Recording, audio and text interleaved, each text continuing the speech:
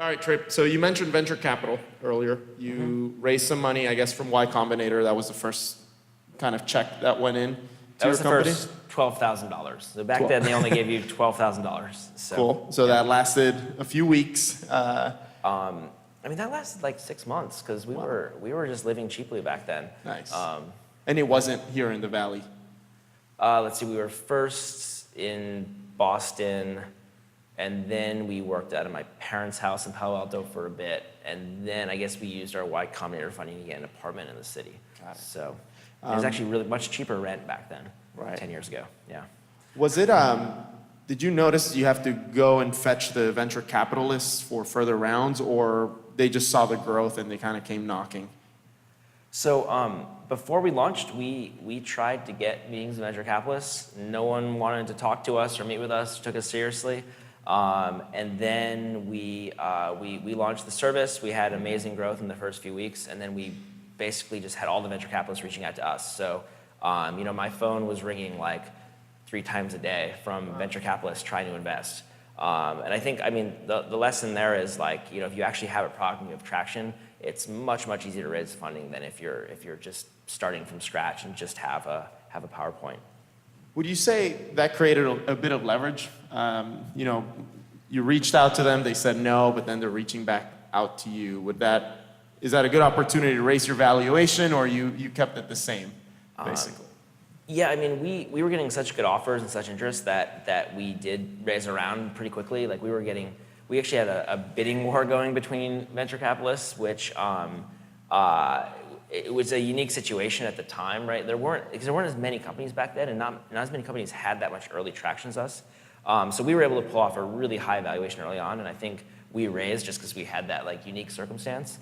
I think we actually raised more money than we needed. Like I think at that point we didn't really need $3.5 million. We took it just because we were getting such good terms. So I think like if you're in that kind of situation and you have a lot of funding options, go for it. But you definitely you don't need to raise that much money. Oftentimes these companies can be built with much less capital than you realize. And you've probably seen a bunch of companies in the past just raise a bunch of money. Right now with the whole ICO craze sometimes, They raise all this money and it completely turns them around. They just blow through the money. They can't actually build a product. When you were building this company, once you got the venture capitalists on board, did they influence a lot of what continued to be built? Like, did they become kind of like the boss of Scribd, and now you have to report to them? Or were you still very free into building the company yourself? I'd say we partnered with the venture capitalists. They joined the board. We meet them quite a bit, and it's just like any partnership. You get their advice.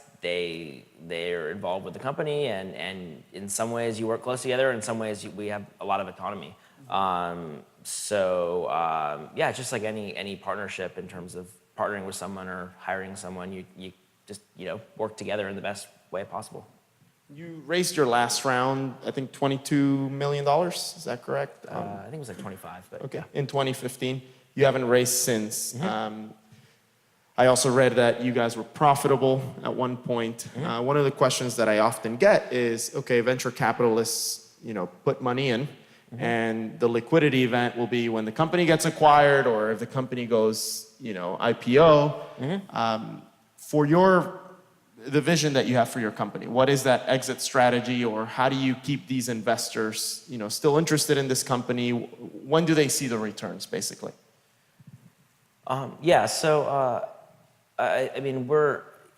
lucky. We have really patient, long-term focused investors. We haven't had a big liquidity event yet, but our metrics and revenue and profits look like we're on track to have something in the near future. So I think our investors are pretty patient that there will be liquidity at some point. For a while we always thought that we would get acquired, but like that would be the kind of the end outcome. But now that we have like solid revenue growth, solid profitability, we kind of think we're a company that's pretty well positioned to go public. So I think we're thinking about an IPO in the future. So that will be when that happens. That's when the investors will kind of get their liquidity. And I think our investors are, we're definitely, taking, we're I think the investors, like, as long as they see that there's a big outcome on the horizon, like, I mean, a lot of investors can be pretty patient and help do what's right to get the company to that position.